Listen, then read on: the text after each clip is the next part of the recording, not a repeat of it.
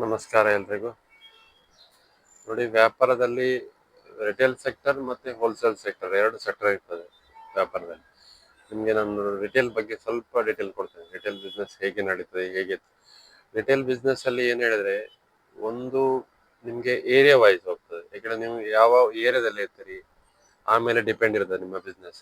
ಮತ್ತೊಂದು ಹೇಳಿದ್ರೆ ನಿಮ್ಮ ಪ್ರೈಸ್ ರೇಂಜ್, ಐಟಮ್ ಇದು ಆ ಪ್ರಾಡಕ್ಟ್ ಇದೆ, ಯಾವುದೇ ಪ್ರಾಡಕ್ಟ್ ಇರಲಿ ಅದರ ಪ್ರೈಸ್ ರೇಂಜ್ ಮೇಲೆ ಹೋಗ್ತದೆ. ನೀವೀಗ 20 ಶಾಪ್ಗಳಿದೆ, ಆ 20 ಶಾಪಲ್ಲಿ ನಿಮ್ಮದು ಆ ಪ್ರಾಡಕ್ಟ್ ರೇಟು ಪ್ಲಸ್ ಅವರ ಪ್ರಾಡಕ್ಟ್ ರೇಟ್ ಇದು ಸೇಮ್ ಪ್ರೈಸ್ ಇದ್ರೆ ನಿಮ್ಮ ಹತ್ರ ಅದು ಐಟಮ್ ಸೇಲ್ ಆಗಲ್ಲ. ನಿಮಗೆ ಅಲ್ಲಿ ಮಾರ್ಕೆಟ್ ಇರ್ಲಿಕ್ಕೆ ತುಂಬ ಕಷ್ಟ ಆಗ್ತದೆ ರಿಟೇಲ್ನವರಿಗೆ. ಸೊ ನೀವು ಏನು ಮಾಡ್ಬೇಕು ಹೇಳಿದ್ರೆ, ಯಾವುದು ರನ್ನಿಂಗ್ ಒಂದು 3-4 ಐಟಮ್ಸ್ ಇರ್ತದೆ, ರನ್ನಿಂಗ್ ಐಟಮ್ಸ್, ಆ ರನ್ನಿಂಗ್ ಐಟಮ್ ಪ್ರೈಸನ್ನು ಎಲ್ರಿಗಿಂತ ₹1 ಅಥವಾ ₹2 ಅಥವಾ ಎಷ್ಟು ಪರ್ಸೆಂಟೇಜ್ ಇರ್ತದೆ ಆ ಪರ್ಸೆಂಟೇಜ್ಗಿಂತ ನೀವು ಕಮ್ಮಿ ಕೊಡಬೇಕಾಗ್ತದೆ. ಆಗ ಕಸ್ಟಮರ್ ಏನು ಮಾಡ್ತಾನೆ, ಆ ಪ್ರೈಸ್ ಪಾಯಿಂಟ್ ಅನ್ನು ಮಾತ್ರ ಹುಡುಕ್ತಾನೆ. ಯಾವುದು ನೀವು ಆ 3 ಐಟಮ್ ಇರ್ತಾರೆ, 3 ಪ್ರಾಡಕ್ಟ್ ಇರ್ತದೆ ಯಾವುದಾದ್ರು, ಅದನ್ನು ಫೋಕಸ್ ಮಾಡ್ತಾನೆ. That is so cheap in this shop ಅಂತ ಹೇಳಿಸ್ಕೊಳ್ತಾನೆ. ಸೊ ಅದೇ ನೀವು ಅದನ್ನೇ ಒಂದು ಇದು ಮಾಡ್ಕೊಂಡು ಹೋದ್ರೆ ನೀವು ಮುಂದೆ ನಿಮಗೆ ಬಿಸ್ನೆಸ್ ಅನ್ನು ಡೆವಲಪ್ ಮಾಡ್ಲಿಕ್ಕೆ ಆಗ್ತದೆ.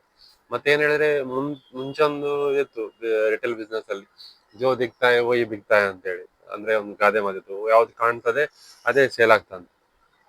ನಾವು ಈಗ ಆ ಟ್ರೆಂಡ್ ಇಲ್ಲ. ಹೇಳಿದ್ರೆ ಈಗ ಜೋ ಸಸ್ತಾಯ ವಹಿ ಬಿಕ್ತಾಯ, ಯಾವುದು ಕಡಿಮೆ ಪ್ರೈಸ್ ಇದೆ ಅದೇ ಹೋಗ್ತದೆ ಜನರಿಗೆ.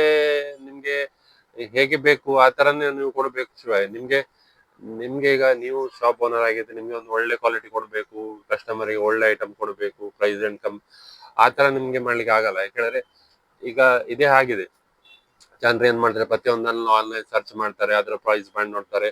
ಮೇನ್ ಫೋಕಸ್ ಇರೋದು ಇಂಡಿಯನ್ ಮಾರ್ಕೆಟ್ ಅಲ್ಲಿ 100% ಅಲ್ಲಿ 90% depend on price. Price point is the most important thing in every sector. ನಾನು ತುಂಬಾ PhD ಮಾಡಲಿಲ್ಲ ಅಥವಾ ಏನು ಇದು ಮಾಡಿದವನಲ್ಲ, ಬಟ್ ಆದ್ರೆ ನನ್ನ ಎಕ್ಸ್ಪೀರಿಯನ್ಸ್ ಪ್ರಕಾರ ನಾನು ಹೇಳ್ತೇನೆ, ಬಿಸ್ನೆಸ್ ಅಲ್ಲಿ ಪ್ರೈಸ್ ಪಾಯಿಂಟ್ ತುಂಬಾ ಇಂಪಾರ್ಟೆಂಟ್ ಆಗ್ತದೆ. ಈಗ ರಿಟೇಲ್ ಸೆಕ್ಟರ್ ಇರಲಿ ಅಥವಾ ಹೋಲ್ಸೇಲ್ ಸೆಕ್ಟರ್ ಇರಲಿ, ನೀವು ಬೇಕಾದ್ರೆ ನೀವು ಸರ್ವೆ ಮಾಡಿ ನೋಡಿ.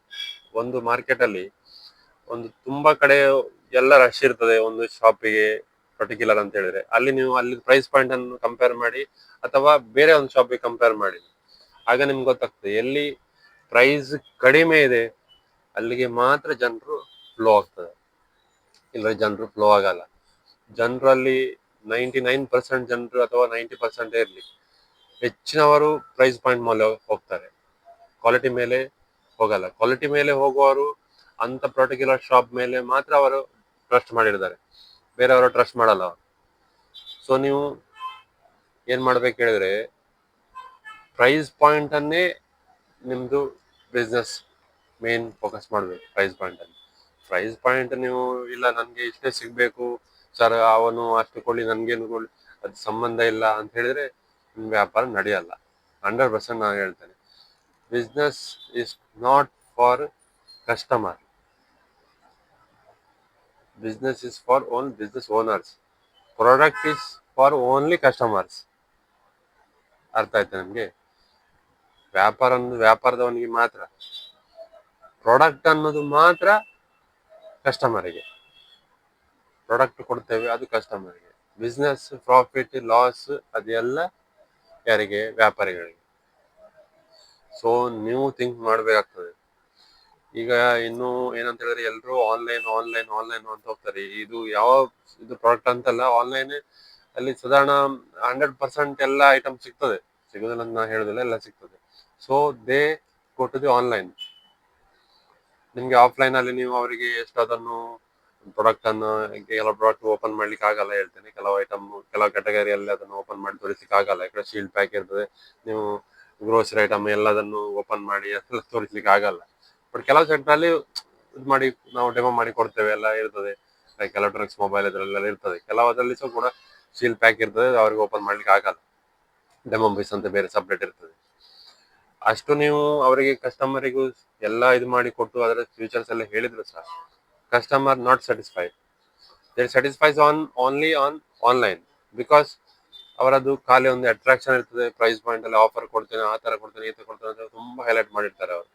ಅಲ್ಲಿ ಏನಿರ್ತದೆ, ಖಾಲಿ ಅವರ ಒಂದು ಫೋಟೋ ಹಾಕಿರ್ತಾನೆ, ಪ್ರೈಸ್ ಪಾಯಿಂಟ್ ಹಾಕಿರ್ತಾನೆ, ಅದ್ರ 4 ಫ್ಯೂಚರ್ ಬರೆದಿರ್ತಾನೆ, ಇವನು ಅಷ್ಟೇ ನೋಡ್ತಾನೆ, ತಗೊಂಡ್ಬಿಡ್ತಾನೆ. ಇದು ಇಷ್ಟು ರಿಟೇಲ್ ಸೆಕ್ಟರ್ ಇದಾಯ್ತು ಕತೆ. ಇನ್ನು ಹೋಲ್ಸೇಲ್ ಸೆಕ್ಟರ್ದು ಕತೆ ಬೇರೆ ಇದೆ. ಅದರ ಕಥೆಯನ್ನು ನಾನು ನೆಕ್ಸ್ಟ್ ಪಾರ್ಟ್ ಅಲ್ಲಿ ಹೇಳ್ತೇನೆ ನಿಮಗೆ.